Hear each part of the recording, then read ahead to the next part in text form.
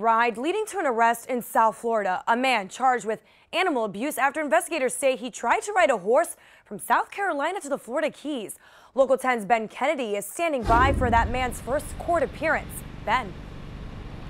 Well, good afternoon, Janice. It's been a very busy morning here outside the Miami Justice Building. The judge just finished misdemeanors no more than 10 minutes ago. She is now taking a break and plans to pick back up felonies sometime after 12. It is then we expect to see Chris Emerson.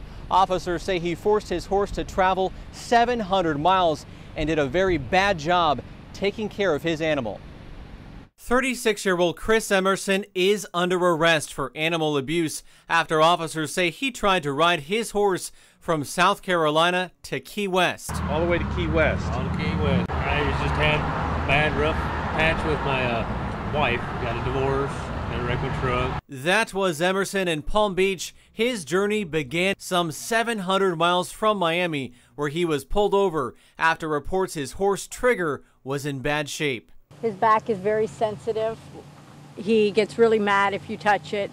The animal was found in poor condition, hungry, and in no shape to travel. Ribs, you can see the individual vertebrae, his hip bones, and all the bones on the horse. Rescuers also discovered Trigger is blind in one eye. Pupil won't dilate at all, okay?